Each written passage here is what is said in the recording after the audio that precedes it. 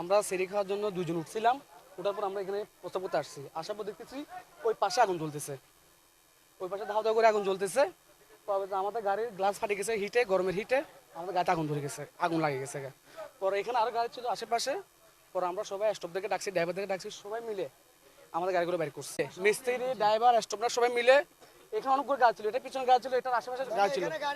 আমরা যদি ওগুলো যদি না সরাইতাম আজকে আমাদের পরিবহনে অনেক বড় একটা ক্ষতি হতো, অনেক টাকার ক্ষতি হতো আমাদের মালিকে। আমরা সবাই মিলে চেষ্টা করার কারণে প্রায় আমাদের এখানে প্রায় গাড়ি আটে 30টার উপর গাড়ি আটে। আমাদের আপনার এটার পিছনে ছিল 3-4টা, এই পাশে ছিল 5-6টা। ওই পাশ থেকে এখানে কিছু ছিল না, খালি 2 বস্তা তোলা ছিল, এবারে সবার মারিগুলা তোলাগুলা এখান থেকে কিছু হালকা হালকা লাগছে। এখন উপরে তো সবগুলো পাতা বুসি, মানে পাতাগুলা। আগুনটা এই পাশ থেকে আসিল, এই পাশ থেকে। হ্যাঁ কে ছিল স্যার? এখানে তো গিয়াছিল, বেড়া ছিল, দেখি নাই তো নাই, সশককে দেখে নাই।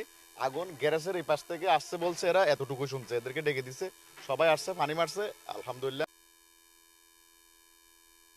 আগুন যখন প্রথমে লেগে যায় তখন আমাদের এলাকাবাসী প্রথম আগিয়ে আসে।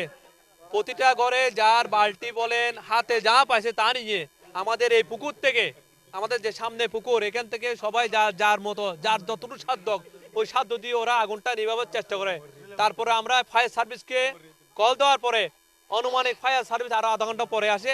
ওদের আশাতেই আমরা এলাকাটা আজকে রক্ষা হয়।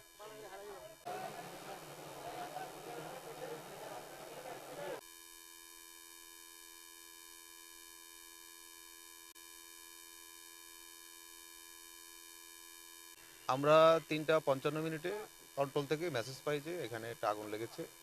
সাথে সাথে আমাদের আগ্রাবাদ থেকে 2টা ফায়ার স্টেশন, আগ্রাবাদ থেকে প্রথম কল পানি বেগারি এবং দ্বিতীয় কল পানি, 2টা ইউনিট একসাথে মুভ করে। ফার্নিচার দোকান থেকে আগুনের সূত্রপাত, ফার্নিচারের কারখানা থেকে আগুনের সূত্রপাত। সেখানে পরিমাপটা ছিল একটা টিনের ঘর, যেটা কাঁচা টিনের ঘরের মধ্যেই ফার্নিচারের দোকান ছিল। সেটা হলো 135 বাই 120 বাই 135 ফিট পরিমাপের একটা কাঁচা ঘর আর কি। সেখান থেকে আগুনের সূত্রপাত হয়।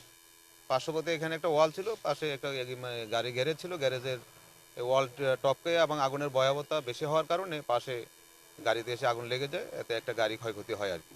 তা আগুনের কারণ এবং উদ্ধার সবকিছু আমরা তদন্ত সাপেক্ষে মনে করতেছি। এই কারণে এই মুহূর্তে তাদের মালিক পক্ষকে কাউকে পাওয়া যায়নি, তাদের সাথে কোনো ক্ষতি উদ্ধারের বিষয়টা আমরা এখন নির্ধারণ করতে পারিনি।